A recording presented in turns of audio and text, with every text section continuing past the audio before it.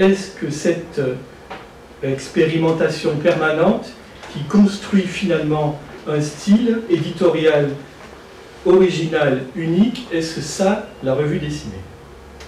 On peut mettre Alors, pour essayer de vous répondre un petit peu simplement et concrètement, il faut revenir à l'origine en fait du projet. À l'origine, la revue dessinée, c'est un projet qui est né dans un groupe d'auteurs de bandes dessinées, donc des dessinateurs, des scénaristes. Ce sont des gens qui se retrouvent pas forcément très souvent parce que quand on fait ce métier, en fait, on est un petit peu isolé dans son atelier, mais ils se retrouvent assez régulièrement dans des festivals. Et dans des festivals, qu'est-ce qu'on fait? On rencontre le public, il y a des expositions, etc. Et puis il y a le soir, en général, des soirées assez mémorables qui se terminent fort tard au coin du bar. Et lors d'une de ces soirées, en fait, il y a un petit groupe de gens qui sont amis aussi et qui se sont retrouvés et qui ont dressé un double constat, qui se sont dit, bah voilà, d'abord, c'est un métier qui est de plus en plus précarisé.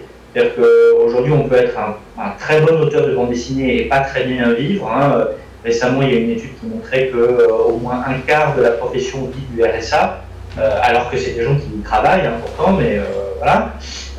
Et donc là, il y avait un problème parce qu'en fait, il y a un peu une surproduction de bande dessinée qui fait que les auteurs touchent des avaloirs, c'est-à-dire une somme forfaitaire au départ qu'ils touchent pour réaliser un album, des avaloirs qui sont de moins en moins élevés, donc ils ont de plus en plus de mal à vivre. Ça, c'était un premier problème. Et l'autre chose qui était là, une démarche plus positive, on va dire, c'est que depuis le début des années 90, il n'y avait plus en France de revue de bande dessinée. Il y avait une revue qui était assez connue dans les années 80 qui s'appelait À Suivre, qui avait été créée par Casterman, mais autour d'un groupe d'auteurs aussi, et qui a fermé ses portes de mémoire, je crois, en 93. Et depuis, donc, ça faisait une bonne vingtaine d'années qu'il y avait, dans ce champ des revues, il n'y avait plus rien.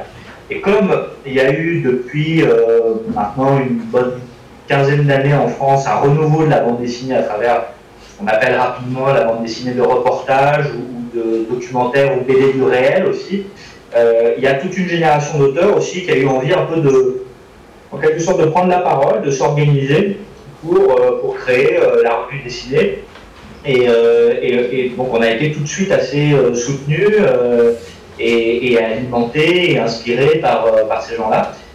Voilà, et donc en fait, c'est né, la revue dessinée, elle est née à la fois donc, un peu d'une frustration d'auteur, et à la fois éditoriale et aussi un vrai problème économique, et en se disant, on va créer une revue, ce qui va créer un nouvel espace de publication, donc de nouvelles sources de revenus pour les dessinateurs, donc c'est important. Et on va mélanger ça avec les journalistes, qui eux connaissent en général pas très bien, voire pas du tout la bande dessinée, mais qui ont eux aussi de plus en plus à cœur de pouvoir partager leurs enquêtes, leurs reportages avec un public qui n'arrive pas à toucher habituellement.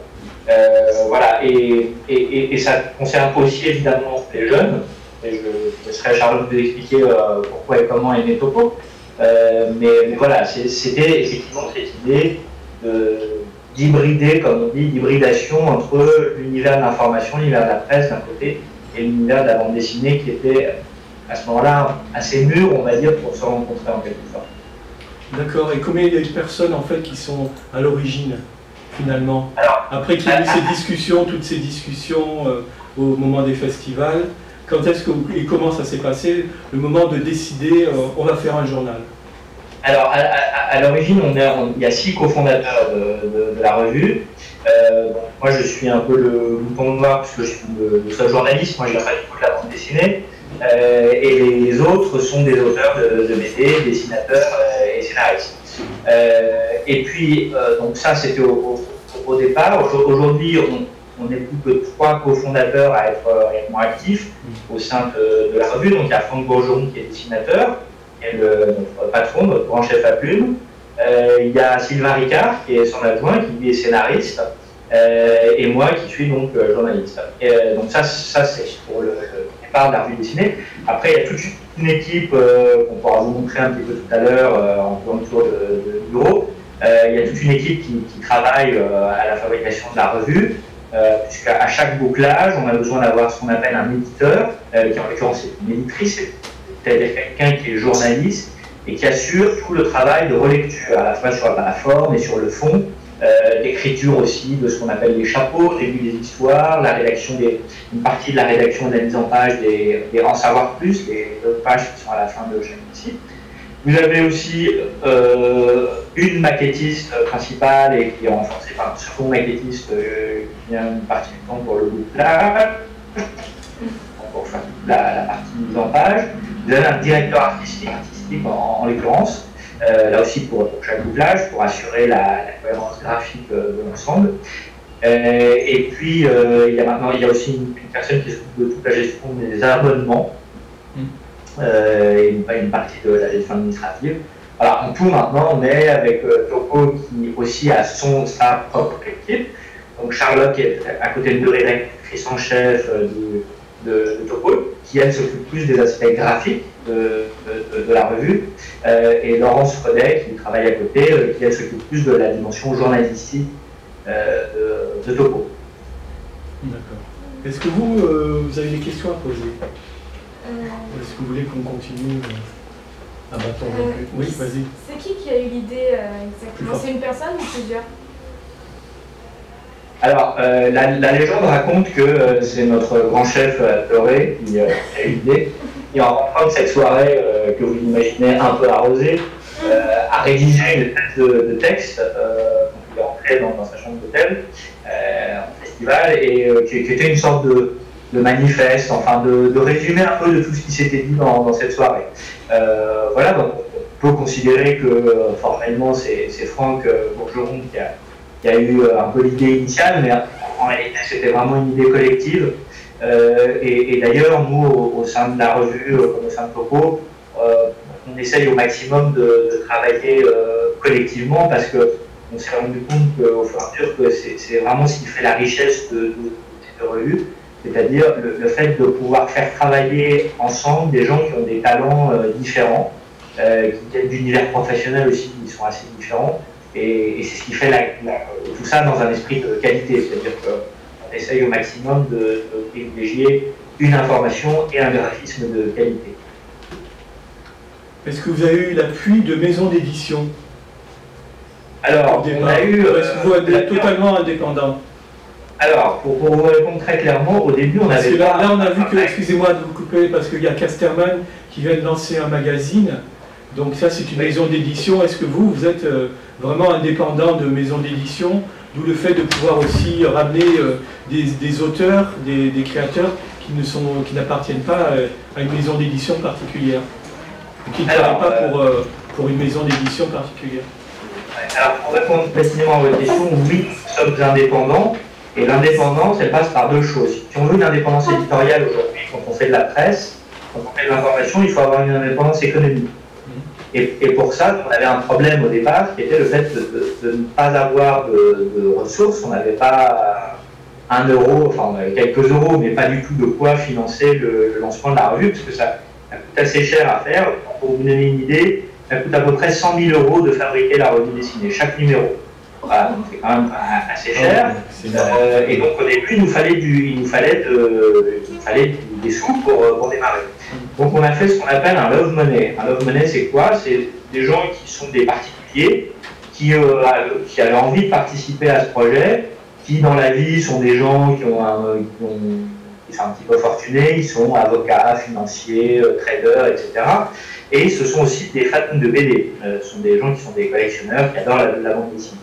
Donc ces gens-là, ils nous ont donné chacun 5, 10, 20 000 euros, et on a constitué ce qu'on appelle un premier tour de table pour avoir un apport en capital, pour pouvoir démarrer la revue. À cela s'est adjoint la maison Gallimard, donc un grand éditeur via sa filiale Futuropolis, qui a apporté aussi une participation financière. Donc tous ces gens-là sont devenus actionnaires de la revue dessinée, en tout à hauteur de 20%.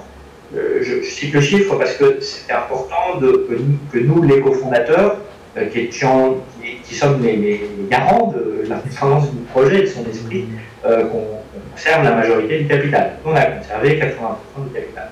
Et depuis, on évolue comme ça. On a refait un petit peu la même chose pour Topo, parce que Topo aussi coûte cher à réaliser. Et l'idée à chaque fois, c'est on a un petit pécule de départ pour financer le début. Après, évidemment, je dis, parce que 800 000 euros, ça coûte cher, mais ça nous rapporte aussi de l'argent, heureusement d'ailleurs, et notamment grâce aux abonnements. Les abonnements, c'est très important parce que d'abord, c'est un lectorat qui est fidèle, et puis c'est pour parler un tout petit peu finance, c'est ce qui apporte de la trésorerie dans une entreprise, c'est-à-dire que comme les abonnés payent à l'avance, ils nous permettent de financer et de ne pas avoir de problème vis-à-vis de notre banque. Pour l'instant, je dois toujours être le cas, c'est-à-dire qu'on a une indépendance éditoriale parce qu'on a une indépendance économique. On ne roule pas sur l'or, mais on est légèrement bénéficiaire. On arrive à payer tout le monde de manière correcte, normale, ce qui est important aussi. Vous avez à peu près combien d'abonnés? On a un peu plus de 6 000 abonnés aujourd'hui à la revue, et Topo, on en est à 1250. Ah oui. Voilà, ce qui est assez remarquable, puisque ça fait 2 mois maintenant que Topo a démarré. Et à la revue, nous, on a mis beaucoup plus de temps avant d'atteindre ce niveau d'abonnement. Question? Y a-t-il un pourcentage de lecteurs sur papier par rapport aux lecteurs sur tablette? Alors, oui, et il est très défavorable pour le numérique. Oui, c'est-à-dire que nous, au départ, on a été un petit peu déçus par ce volet d'expérience. Au départ, nous, on avait lancé au départ, d'ailleurs, la revue dessinée, en fait, au tout départ, ne devait pas être papier, elle ne devait être que numérique, parce que à l'époque, on se disait, c'est l'avenir, etc. Bon, on est assez vite revenu en arrière de ce point de vue-là, et on a eu raison, parce qu'en réalité, donc au tout début, on était sur l'Apple Store, on avait une version numérique de la revue qui était même un petit peu différente de celle du papier, parce qu'il y avait des bonus enrichis, des vidéos, etc. Et en réalité, on n'a pas trouvé notre public, c'est-à-dire que concrètement, on vendait à chaque numéro entre 500 et 1000 exemplaires numériques, donc via l'Apple Store. Très vite, sur la revue, on est arrivé à 15 000 exemplaires papier, aujourd'hui on en est à un peu plus de 20 000. Donc voilà, il y avait un écart considérable, et du coup d'ailleurs au bout au 8e numéro, on a arrêté d'être diffusé par l'Apple Store, donc on continue à être diffusé en numérique sur toutes sortes de plateformes, sur une dizaine de plateformes différentes, mais en version homothétique, comme on dit, c'est-à-dire sous la forme d'un PDF qui reprend exactement le contenu de ce que vous trouvez en papier. Tout ça, on l'explique parce que je pense que les gens restent très attachés à des objets en matière de bande dessinée. Et voilà, et du coup, ils restent attachés au papier. Comme en plus, je pense qu'on fait encore une fois des objets de qualité, compris dans la forme, et du coup, voilà, le qui est plutôt côté papier, côté numérique. Tout le magazine est en quadrille en fait. C'est-à-dire en 4 couleurs. Il n'y a pas de partie qui est réservée en noir et blanc. C'est de la fausse quadrille. Voilà, c'est ça. Vous avez tout résumé. Donc, oui, ce qui veut dire qu'il y a un coût qui est assez important pour le magazine. Alors oui, si on veut rentrer un tout petit peu dans les détails, en fait, alors il faut savoir qu'on vend une revue comme ça. Vous avez 53 à 54% coût hors taxe. Donc la revue elle est à 15 €, donc hors taxe on est à peu près à 14 €. 14 €. Donc il y a 53% de ce montant qui part dans ce qu'on appelle la diffusion, la distribution. C'est-à-dire c'est ce que ça nous coûte, nous, pour amener la revue dans les librairies et la vendre dans les librairies. Donc ça rémunère aussi bien les gens qui distribuent la revue que les libraires qui les vendent. Le reste, ça vaut rien, mais avec cette somme, donc les 46 ou 47% restants, il faut qu'on paye les auteurs, donc ce qui représente à peu près entre 20 et 30% à peu près de coût, puisque les auteurs sont payés 150 € par page, d'accord, donc ils réalisent la bande dessinée. Et puis vous avez aussi le coût de la fabrication, voilà, qui n'est pas non plus négligeable, puisque effectivement il y a du beau papier, une belle couverture, etc. Voilà, et donc avec tout ça, il nous reste un petit peu de sous encore derrière, mais pas énormément non plus. Des questions? On attaque. Oui, oui. Oui, on attaque peut-être Topo, parce que je crois qu'on a un temps limité. Donc on attaque Topo. Je crois qu'il y a la personne qui est à côté de vous qui peut peut-être nous faire un petit discours sur Topo, la genèse peut-être du magazine. Alors, donc, Topo a été lancé par l'équipe de la revue dessinée. Donc, 3 ans après le début de la revue dessinée, il fallait attendre. C'est une idée qui était là au départ, hein, de faire des reportages, enfin, parler d'actualité en bande dessinée à un public plus jeune que celui de la revue dessinée. Donc, l'idée, c'était vraiment de viser les adolescents. Il fallait d'abord attendre en effet que la revue dessinée fonctionne suffisamment pour asseoir, être suffisamment confortable pour se lancer dans un nouveau projet, parce que lancer une revue, comme David vous l'a dit, les montants sont assez conséquents. Et puis il se trouve que les attentats à Charlie en début 2015 ont un peu accéléré cette envie, parce que les réactions des jeunes lecteurs ont été un peu, enfin des plus jeunes en tout cas, ont été un peu déstabilisantes. On voyait bien que le dessin, la caricature n'était pas forcément toujours bien compris. Donc il y a eu aussi une volonté d'éduquer à la lecture de l'image, la lecture du dessin, et puis de pouvoir aussi administrer une certaine dose d'humour à la manière dont on va informer les jeunes lecteurs. Donc voilà, l'équipe de la revue dessinée a décidé de confier ce projet à Laurence Fredel, donc l'autre chef, une journaliste et qui était éditrice sur la revue dessinée.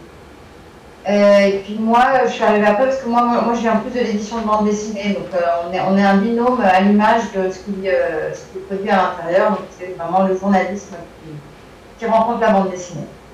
Voilà. Donc on a mis 1 an à préparer le premier numéro, donc savoir ce qu'on allait mettre dedans, quels allaient être les formats, c'est-à-dire quels sont les formats qui sont un peu longs, qu'est-ce que c'est les formats plus courts, est-ce qu'on met un peu de fiction, enfin, c'est-à-dire est-ce qu'on parle que d'actualité ou est-ce que quand même on fait des choses un peu plus légères.